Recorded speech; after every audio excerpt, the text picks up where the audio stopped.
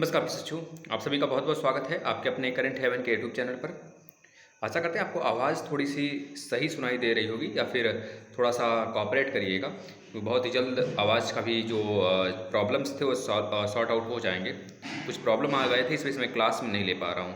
जैसे ही वो चीज़ें आ जाती हैं सामने, मतलब कि जो हमने माइक मंगाया हुआ है वह आते ही हम क्लास भी स्टार्ट करेंगे। आप सबके जो आवाज़ संबंधित प्रॉब्लम है वो ख़त्म हो जाएगा। चलिए, हम बच्चों आपके कमेंट लेते हैं इस सेशन में। यह डाउट क्लास के नाम से होता है। चाहे आप डीएलएड करते हो, बीएड करते हो, सीटेट देने वाले हो, यूपीटेट देने वाले हो, सुपरटेट देने वाले हो, तो आप ज्वाइन कर सकते हैं इस सेशन को और इस चैनल को सब्सक्राइब कर सकते हैं।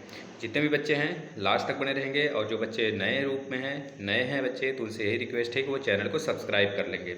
चैनल को सब्सक्राइब करेंगे और प्लीज़ बेल आइकन को भी क्लिक करेंगे, जिससे कि आने वाले जितने भी वीडियोस होंगे आपको अपने आप नोटिफिकेशन के थ्रू पहुंच जाएगा। और जो भी मन में डाउट हो, जैसे कि डीएलएड, बीएड या फिर सुपरटेट, यूपीटेट, सीटेट को लेकर, केवीएस को लेकर, तो आप पूछ सकते हैं। यहाँ पर ऑथेंटिक आपको जानकारी यहाँ पे दिया जाएगा। और प्लस क्लासेस बहुत जल्द मैं स्टार्ट करूँगा। एक जीके का रोज़ सुबह आया करेगा सुपरटेट के नाम से, सुपरटेट, केवीएस, और जो भी एग्जाम्स होने वाले हैं सब में जो जीके होते हैं लगभग 60 मार्क्स के आपको कंप्लीट करा दिया जाएगा इस प्लेटफॉर्म से। बच्चे, क्योंकि सुपरटेट में मैक्सिमम जीके आते हैं, जीके और सीए मतलब करंट अफेयर, तो उसको मैं कवर कराऊंगा बहुत ही बेहतरीन तरीके से, एक एक टॉपिक लेते हुए।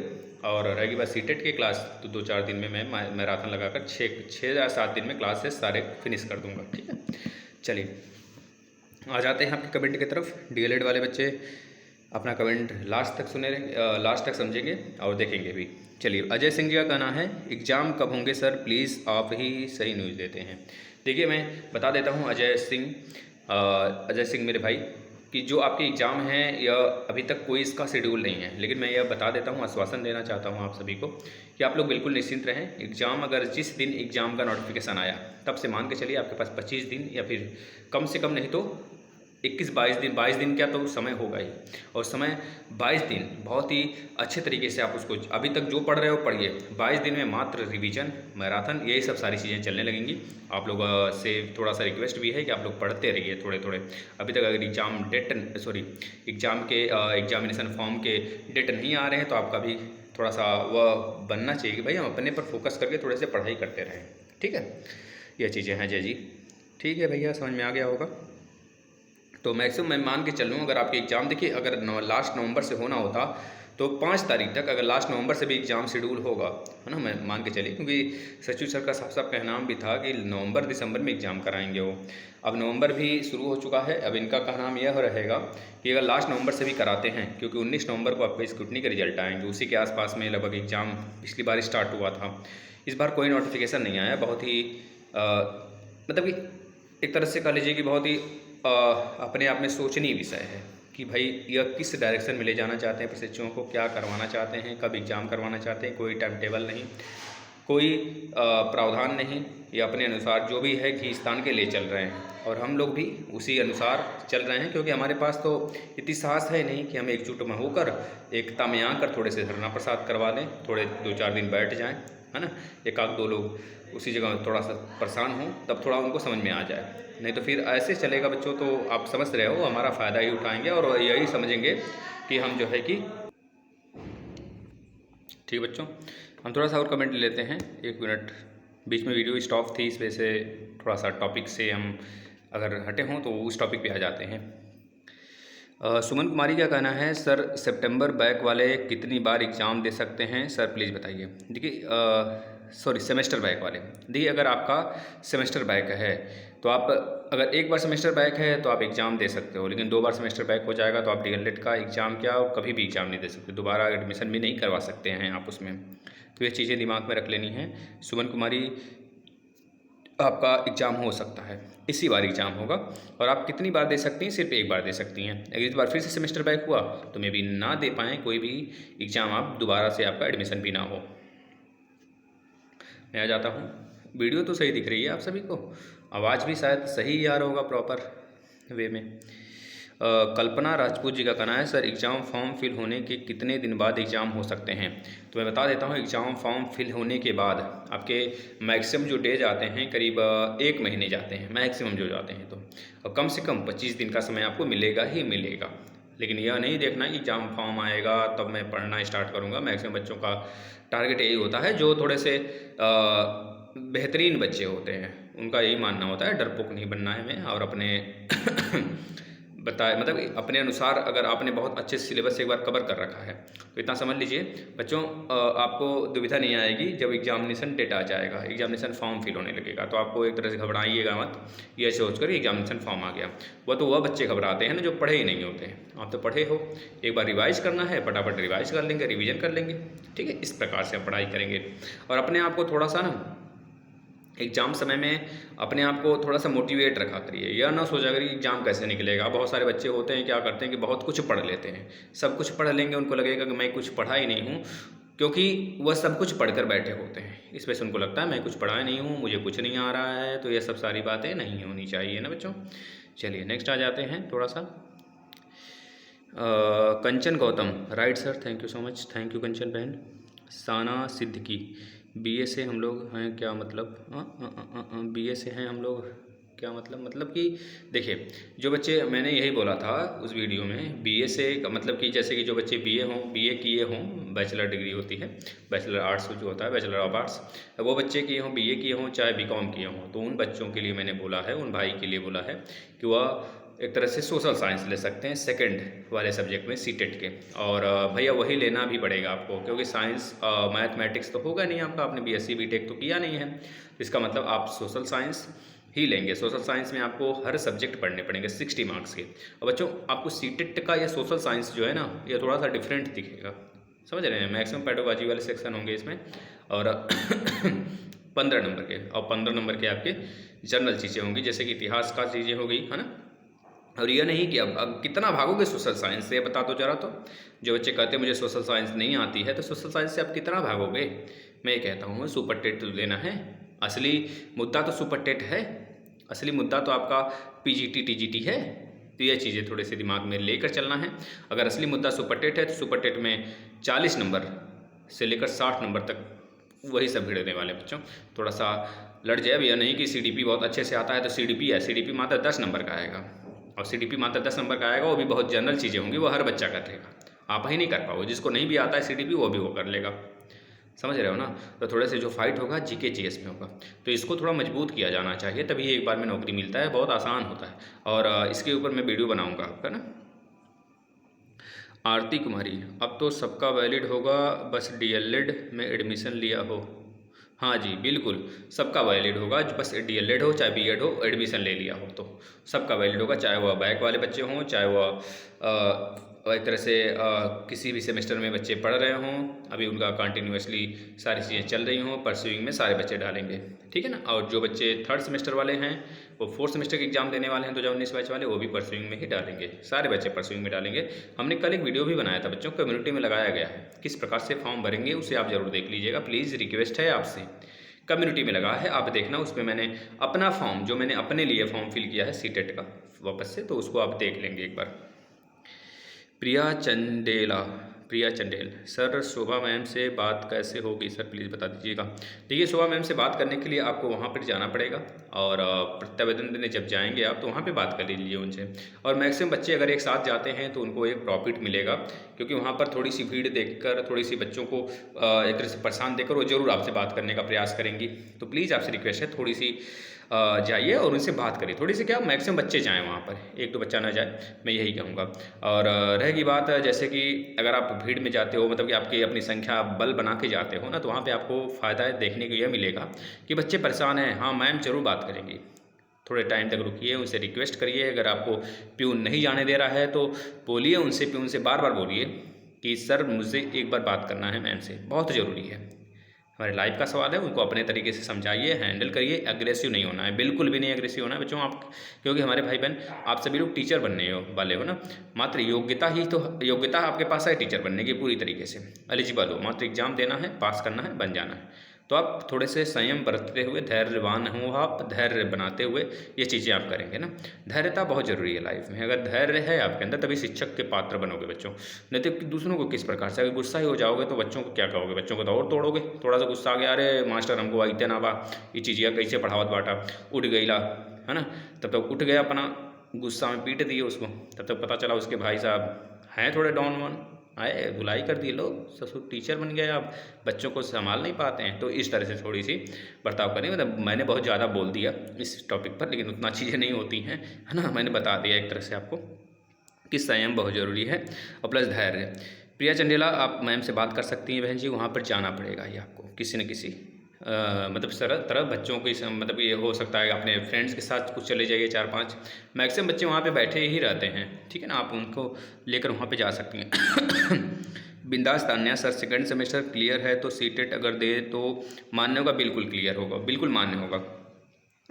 सेकंड सेमेस्टर में बच्चे हों, चाहे फर्स्ट सेमेस्टर में हो, बीएड वाले हों, चाहे डीएलएड वाले हों, अगर एडमिशन भी लिए हो ना भाई, बैक का छोड़ो, बैक वाले भी बच्चे देंगे, सेकंड सेमेस्टर पास वाले भी देंगे, थर्ड सेमेस्टर पास वाले भी देंगे, थर्ड सेमेस्टर में बैक वाले भी देंगे, सेकंड सेमेस्टर में बैक वाले भी देंगे। भाई सुन लो, सब सुन लो, बाद में या मत कहना सर मेरे लिए नहीं बोले, नहीं तो एक एक बच्चा कमेंट करने लगता है। फिर मैं बोल दूँ कि सारे बच्चे देंगे तो एक बोलेगा सर मेरा 2 बार बैक है दे सकता हूँ। भाई बोल दिया गया तो सारे बच्चे देंगे, 3 बार बैक वाले भी देंगे, चौथी बार बैक लगाए तब भी दो।